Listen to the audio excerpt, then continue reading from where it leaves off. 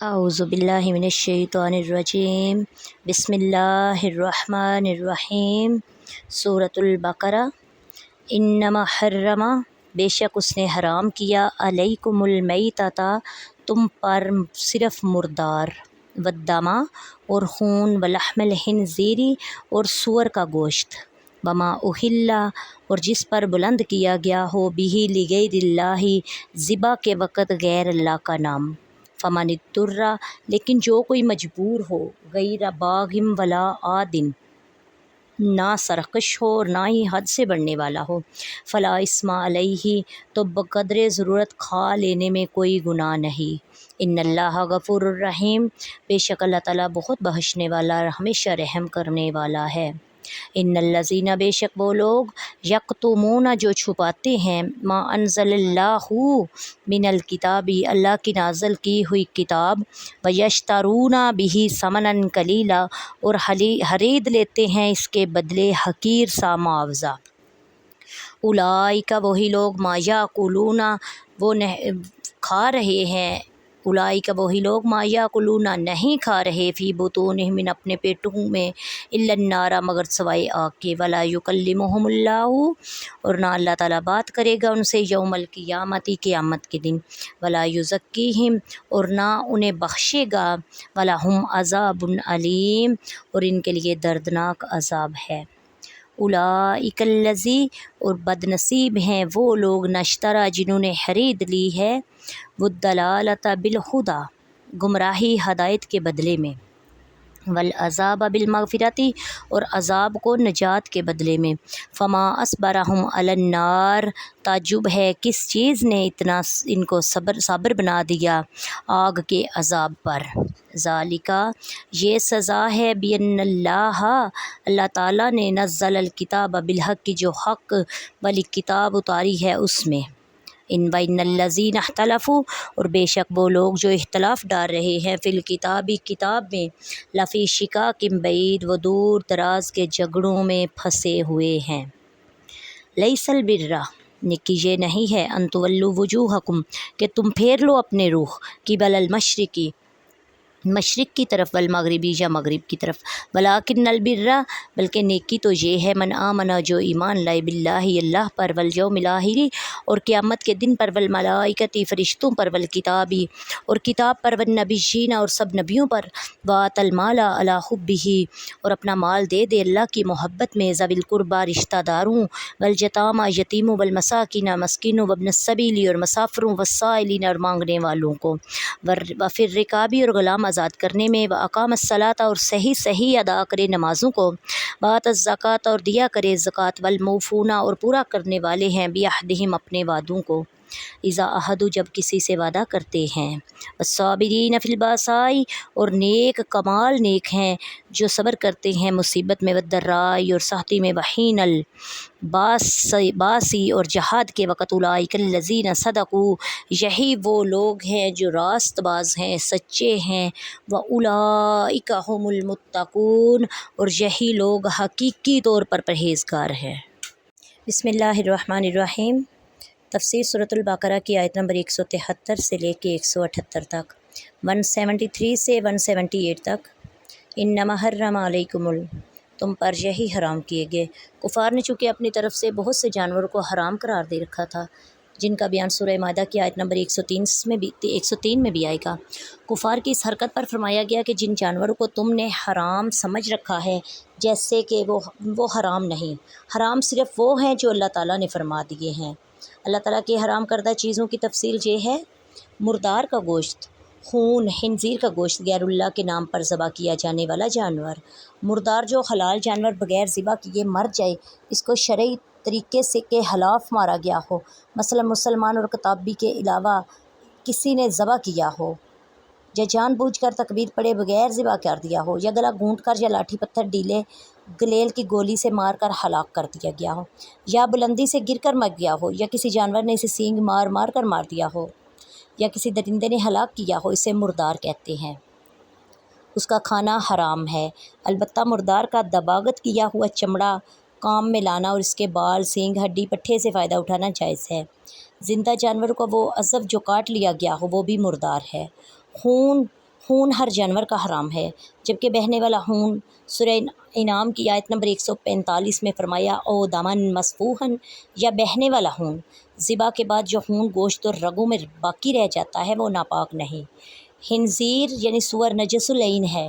اس کا گوشت، پوست، بال، ناخن وغیرہ تمام اجزاء نجس و حرام ہیں، کسی کو کام میں لانا جائز نہیں۔ چونکہ آیت میں اوپر سے کھانے کا بیان ہو رہا ہے، اس لیے صرف گوشت کا ذکر ہوا ہے۔ غیر اللہ کے نام کا ذبیحہ، اس کا معنی ہے جانور ذبح کرتے وقت اللہ تعالیٰ کے علاوہ کسی اور کا نام لیا جائے۔ جس جانور کو غیر اللہ کے نام پر ذبح کیا جائے وہ حرام و مردار ہے۔ البتہ اگر ذبح فقط اللہ کے نام پر کیا گیا، اس سے پہلے یا بعد میں غیر اللہ کا نام لیا، مثلاً یہ کہا کہ عقیقہ کا بکرا، ولیمہ کا دمبا یا کسی کی طرف سے وہ ذبیحہ ہے، اس کا نام لیا، مثلاً یہ کہ اپنے ماں باپ کی طرف سے ذبح کر رہا ہوں، جن اولیاء کے لیے ایصال ثواب مقصود ہے، ان کا نام لیا تو یہ جائز ہے، اس میں کوئی حرج نہیں۔ اس فعل کو حرام کہنا، ایسے جانور کو مردار کہنا سراسر جہالت ہے، کیونکہ ذبح سے پہلے یا ذبح کے بعد غیر کی طرف منسوب کرنا ایسا فعل نہیں جو کہ حرام ہو۔ جیسے ہم اپنی عام گفتگو میں بہت سی عبادات کو غیر کی طرف منسوب کرتے ہیں، مثلاً جو کہتے ہیں کہ ظہر کی نماز، جنازہ کی نماز، مسافر کی نماز، امام کی نماز، مقتدی کی نماز، بیمار کی نماز، پیر کا روزہ، اونٹوں کی زکوٰۃ اور کعبۃ اللہ کا بیت، یہ تمام چیزیں نماز، زکوٰۃ، حج وغیرہ نسبتوں کی وجہ سے نماز، زکوٰۃ اور حج وغیرہ میں کفر و شرک اور حرمتوں کو درکنار نام بھی کراہت نہیں آتی، تو کسی ولی یا بزرگ کسی اور طرف منسوب کر کے فلاں کی بکری کہنا کیسے حرام ہو گیا؟ اس سے خدا کے حلال کیے ہوئے جانور کیوں جیتے جی مردار اور رسوا سور ہو گئے؟ اب کسی صورت میں حلال نہیں ہو سکتے۔ جو لوگ انہیں مردار کہتے ہیں وہ شریعت مطہرہ پر سخت جرات کرتے ہیں۔ یاد رکھیں، کوئی مسلمان اللہ تعالیٰ کے علاوہ کسی اور کا نام لے کر جانور ذبح نہیں کرتا، اور کسی مسلمان کے بارے میں شرعی ثبوت کے بغیر یہ کہنا کہ اس نے غیر اللہ کا نام لے کر جانور ذبح کیا تو یہ بدگمانی ہے۔ ان الذین یکتمون ما انزل اللہ من الکتاب، بے شک وہ لوگ جو اللہ کی نازل کی ہوئی کتاب کو چھپاتے ہیں۔ کافروں کے ایک گروہ مشرکین کے اعمال کا ذکر کرنے کے بعد اب دوسرے گروہ یعنی یہودیوں کا تذکرہ کیا جا رہا ہے۔ پہلا گروہ اللہ تعالیٰ کے حق میں کوتاہی کرنے والا تھا، دوسرا گروہ مصطفیٰ کریم صلی اللہ علیہ وآلہ وسلم کے حق میں کوتاہی کرنے والا ہے۔ شان نزول، یہودیوں کے سردار علماء یہ امید رکھتے تھے کہ نبی آخر الزمان ان میں مبعوث ہوں گے، لیکن جب انہوں نے دیکھا کہ سرکار دو عالم صلی اللہ علیہ وآلہ وسلم دوسری قوم میں مبعوث ہوئے تو انہیں یہ اندیشہ ہوا کہ لوگ توریت و انجیل میں حضور پر نور کے اوصاف دیکھ کر آپ کی فرما برداری کی طرف جھک پڑیں گے، اور ان یہودیوں سرداروں اور علماء کے نذرانے، ہدیے، تحفے، تحائف سب بند ہو جائیں گے، حکومت جاتی رہے گی۔ تو اس خیال میں انہیں حسد پیدا ہوا، اور توریت و انجیل میں جو حضور اقدس صلی اللہ علیہ وآلہ وسلم کی نعت و صفت، آپ کے وقت نبوت کا بیان تھا، انہوں نے اس کو چھپا دیا۔ اس پر یہ آیت مبارکہ نازل ہوئی۔ یہودیوں کے اس طرح کے طرز عمل پر فرمان دیا گیا، ذاتی مفادات، مال دنیا اور عیش و عشرت کی آرام کی خاطر اللہ تعالیٰ کی کتاب اور اس کے احکام و عظمت مصطفی کو چھپانے والے مال و دولت سے اپنے خزانے نہیں بھر رہے، بلکہ حقیقت میں اپنے پیٹ جہنم کی آگ سے بھر رہے ہیں۔ اللہ تعالیٰ انہیں ہم کلامی کے شرف سے محروم کر دے گا اور ان کا ٹھکانہ جہنم ہوگا، اور یہ بڑا ہی دردناک عذاب ہے۔ فی الکتابی، کتاب میں، کتاب سے مراد قرآن شریف ہے یا توریت شریف؟ پہلی صورت میں اختلاف سے مراد ہوگا نہ ماننا، اور دوسری صورت میں اس سے مراد ہوگا صحیح طور پر نہ ماننا، کیونکہ یہودی قرآن کو تو بالکل نہ مانتے تھے، توریت کو ماننے کے دعوے دار تھے مگر صحیح طور پر نہ مانتے تھے، ورنہ حضور کم صلی اللہ علیہ وسلم پر ایمان لے آتے۔ ایک قول یہ ہے کہ آیت مشرکین کے حق میں نازل ہوئی، اس صورت میں کتاب سے قرآن ہی مراد ہوگا۔ ان کا اختلاف یہ تھا کہ ان میں سے بعض قرآن کو شعر کہتے تھے، بعض جادو اور بعض کہاوت کہا کرتے تھے۔ لیس البر ان تولوا وجوہکم قبل المشرق والمغرب، اصل نیکی یہ نہیں کہ تم اپنے منہ مشرق یا مغرب کی طرف کر لو۔ مفسرین نے اس آیت کا خاص شان نزول بیان کرنے کے بعد فرمایا کہ یہ خطاب اہل کتاب اور مومنین سب کو ہے۔ معنی یہ ہے کہ صرف قبلہ کی طرف منہ کر لینا اصل نیکی نہیں، جب تک عقائد درست نہ ہوں، دل اخلاص کے ساتھ رب کعبہ کی طرف متوجہ نہ ہو، اور یہ بھی ذہن میں بات رکھنی چاہیے کہ ضروری اعمال کو بجا لاتے ہوئے دوسروں کے عمل کو حقیر اور معمولی نہ سمجھتے ہوئے کسی خاص عمل کو زیادہ رغبت و محبت اور کثرت کے ساتھ کرنا تو درست ہے اور اس میں کوئی حرج نہیں، لیکن ضروری عمل مثلاً فرائض و واجبات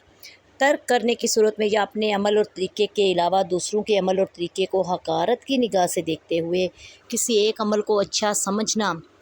سراسر باطل اور غلط ہے۔ مثلاً ایک آدمی روزوں کی کثرت کرتا ہے تو وہ روزے نہ رکھنے والے کو حقیر نہ سمجھے، یوں ہی ذکر و درود کی کثرت کرنے والا تبلیغ دین میں مشغول آدمی کو کمتر نہ سمجھے، واضح و نصیحت کرنے والا تحریر و تصنیف اور تدریس سے دین کی خدمت کرنے والوں کو کمتر نہ سمجھے۔ یہودیوں کا اسی وجہ سے کیا گیا ان کا بیان کہ ایمان صحیح اور اعمال صالحہ کی طرف تو آتے نہ تھے۔ رشوت، حرام خوری، سود اور فیصلہ کرنے میں ناانصافی، بغض و کینہ اور دیگر گناہوں میں تو دلیر تھے۔ قبلہ کے مسئلہ میں حق بات معلوم ہونے کے باوجود بلا وجہ جھگڑتے رہے اور ایک خاص قبلے والا ہونے کو کافی سمجھتے رہے۔ آیت سے معلوم ہوا کہ اعمال سے ایمان مقدم ہے، پہلے ایمان لاؤ پھر نیک عمل کرو، کیونکہ جڑ شاخوں سے پہلے ہوتی ہے۔ ایمان جڑ ہے اور اعمال شاخیں ہیں۔ ایمان میں سب سے اول اللہ تعالیٰ پر ایمان ہے۔ جو ایمان لائے گا، آیت کے اس حصے میں فرمایا گیا کہ جو ایمان لائے، ایمان لانا، اللہ کی محبت میں مستحق افراد کو اپنا پسندیدہ مال دینا، نماز قائم کرنا، زکوٰۃ دینا، وعدے کو پورا کرنا، مصیبت و سختی میں جہاد میں صبر کرنا۔ ایمان کی تفصیل یہ ہے کہ ایک تو اللہ تعالیٰ پر ایمان لائے کہ وہ حی قیوم، علیم و حکیم، سمیع بصیر، غنی قدیر، ازلی و ازلی و ابدی، وحدہ لا شریک، وہی اس کی ذات ہے۔ دوسرا قیامت پر ایمان لائے، وہ حق ہے، اس میں بندوں کا حساب ہوگا، اعمال کی جزا دی جائے گی، مقبولان بارگاہ الہی شفاعت کریں گے، حضور سید عالم صلی اللہ علیہ وآلہ وسلم سعادت مندوں کو حوض کوثر پر سیراب فرمائیں گے، پل صراط پر گزر ہوگا تو اس روز کے تمام احوال جو قرآن میں آئے، سید الانبیاء نے بیان فرمائے ہیں، سب حق ہے۔ تیسرا یہ کہ فرشتوں پر ایمان لائے، وہ اللہ تعالیٰ کے مخلوق اور فرما بردار ہیں، وہ نہ مرد ہیں نہ عورت، ان کی تعداد اللہ تعالیٰ جانتا ہے۔ چار ان میں سے بہت مقرب ہیں، حضرت جبرائیل علیہ السلام، حضرت میکائیل، حضرت اسرافیل، حضرت عزرائیل علیہ السلام۔ چوتھا کتاب الہیہ پر ایمان لانا، جو کتاب اللہ تعالیٰ نے نازل فرمائی حق ہے۔ اس میں چار بڑی کتابیں ہیں، توریت جو حضرت موسیٰ علیہ السلام پر نازل ہوئی، انجیل جو حضرت عیسیٰ علیہ السلام پر نازل ہوئی، زبور جو حضرت داؤد علیہ السلام پر نازل ہوئی، اور قرآن جو کہ محمد مصطفیٰ صلی اللہ علیہ وآلہ وسلم پر نازل ہوا۔ اس کے علاوہ حضرت شیس، حضرت ادریس، حضرت آدم اور حضرت ابراہیم پر بہت سے صحیفے نازل ہوئے۔ پانچواں یہ کہ تمام انبیاء پر ایمان لانا۔ یاد رہے ایمان مفصل جو بچوں کو سکھایا جاتا ہے، اس کی اصل یہ بھی ہے۔ اس کے علاوہ دوسری آیت یہ بھی ہے، وَآتَى الْمَالَ عَلَىٰ حُبِّهِ، کہ اپنا مال غریبوں، مسکینوں اور یتیموں اور حقداروں کو دینا، اللہ کی راہ میں مال کو خرچ کرنا، یہ بھی ایک حق ہے۔ رشتہ داروں پر حق کرنا، خرچ کرنا۔ حضرت سلیمان بن عامر سے مروی ہے، تاجدار رسالت نے فرمایا، رشتہ دار کو صدقہ دینے میں دو ثواب ہیں، ایک صدقہ کرنے کا اور ایک صلہ رحمی کرنے کا۔ یتیموں پر مال خرچ کرنا، جس نابالغ شخص کے باپ کا انتقال ہو چکا ہے اسے یتیم کہتے ہیں۔ حضرت سہل بن سعد رضی اللہ تعالیٰ عنہ سے روایت ہے، رسول اللہ صلی اللہ علیہ وآلہ وسلم نے ارشاد فرمایا کہ جو شخص یتیم کی کفالت کرے، میں اور وہ کفالت کرنے والا دونوں جنت میں اس طرح ہوں گے۔ حضور اقدس صلی اللہ علیہ وآلہ وسلم نے کلمہ کی شہادت کی انگلی اور بیچ کی انگلی سے اشارہ کیا، دونوں انگلیوں کے درمیان تھوڑا سا فاصلہ کیا۔ سبحان اللہ۔ مسکینوں پر خرچ کرنا، حضرت ابو ہریرہ سے روایت ہے، رسول اللہ صلی اللہ علیہ وآلہ وسلم نے ارشاد فرمایا، مسکین وہ نہیں جو لوگوں میں گھومتا رہتا ہے اور ایک لقمہ یا دو لقمے، ایک کھجور یا دو کھجوریں لے کر چلا جاتا ہے۔ صحابہ اکرام نے عرض کی، یا رسول اللہ پھر مسکین کون ہے؟ ارشاد فرمایا، جس کے پاس اتنا مال نہ ہو کہ اس کی ضروریات اس سے مستغنی کر دیں، اور نہ اس کے آثار سے مسکینی اور فقر کا پتہ چلے تاکہ اس پر صدقہ کیا جائے، اور نہ ہی وہ لوگوں سے سوال کرتا ہو۔ حضرت ابو ہریرہ سے روایت ہے، رسول اللہ صلی اللہ علیہ وآلہ وسلم نے ارشاد فرمایا، ایک لقمہ روٹی اور ایک مٹھی حرما، اس کی مثل کوئی اور چیز سے مسکین کو نفع پہنچے، اس کی وجہ سے اللہ تعالیٰ 3 شخصوں کو جنت میں داخل فرماتا ہے۔ ایک صاحب خانہ جس نے حکم دیا، دوسری زوجہ کہ اسے تیار کرتی ہے، تیسرے خادم جو مسکین کو دے کر آتا ہے۔ پھر حضور صلی اللہ علیہ وآلہ وسلم نے فرمایا، حمد ہے اللہ عز و جل کے لیے جس نے ہمارے خادموں کو بھی نہ چھوڑا، یعنی رحمت سے محروم نہ کیا۔ مسافروں پر حج کرنا۔ حضرت ابو ہریرہ رضی اللہ تعالیٰ عنہ سے روایت ہے، حضور اقدس صلی اللہ علیہ وآلہ وسلم نے ارشاد فرمایا، مومن کو اس کے عمل اور نیکیوں سے مرنے کے بعد یہ چیزیں پہنچتی رہتی ہیں: علم جس کی اس نے تعلیم دی اور اشاعت کی، نیک اولاد جو وہ چھوڑ کر مر گیا، میراث میں یا جو چھوڑ آیا، مسجد بنائی، مسافر کے لیے مکان بنا دیا، نہر جاری کر دی، یا اپنی صحت اور زندگی میں مال اپنے صدقہ میں نکال دیا، اس کے مرنے کے بعد اس کو اس کا اجر ملتا رہے گا۔ سائلوں کو دینا، یاد رہے کہ صرف اس سائل کو اپنا مال دے سکتے ہیں جسے سوال کرنا شرعی طور پر جائز ہو، جیسے مسکین، جہاد اور علم دین حاصل کرنے میں مشغول افراد وغیرہ جسے سوال کرنا جائز نہیں، اس کے سوال پر اسے دینا بھی ناجائز ہے اور دینے والا گناہ گار ہوگا۔ البتہ بعض لوگوں کو سوال کرنا جائز نہیں ہوتا لیکن ضرورت مند ہوتے ہیں، انہیں بغیر مانگے دینا جائز ہے، جیسے فقیر۔ آج کل ایک عام بلا یہ پھیلی ہوئی ہے کہ اچھے خاصے تندرست چاہیں تو کما کر اوروں کو کھلائیں، مگر انہوں نے اپنے وجود کو بیکار قرار دے رکھا ہے۔ کون محنت کرے، مصیبت جھیلے، بے مشقت جو مل جائے تو تکلیف کیوں برداشت کرے؟ ناجائز طور پر سوال کرتے اور بھیک مانگ کر پیٹ بھرتے ہیں، اور بہت سے ہی ایسے ہیں مزدوری تو مزدوری، چھوٹی موٹی تجارت کو بھی ننگوار سمجھتے ہیں۔ ایسے لوگوں کو چاہیے کہ وہ ہاتھ پھیلانے کی بجائے اپنے مزدوری کریں اور اس سے جو مال آئے اس میں سے بھی اللہ کی راہ میں خرچ کرے۔ اللہ تعالیٰ نے فرمایا، گردنیں چھڑانے والوں میں بھی خرچ کرنا نیکی ہے۔ گردنیں چھڑانے سے مراد غلاموں اور لونڈیوں کو آزاد کرنا مراد ہے۔ حضرت ابو ہریرہ رضی اللہ تعالیٰ عنہ بیان کرتے ہیں، حضور اقدس صلی اللہ علیہ وآلہ وسلم نے ارشاد فرمایا، جو مسلمان کسی مسلمان مرد کو آزاد کرے گا، اللہ تعالیٰ غلام کے ہر عضو کے بدلے میں آزاد کرنے والے کے ہر عضو کو جہنم سے نجات دے گا۔ سبحان اللہ، وما علینا الا البلاغ المبین۔ السلام علیکم ورحمۃ اللہ وبرکاتہ۔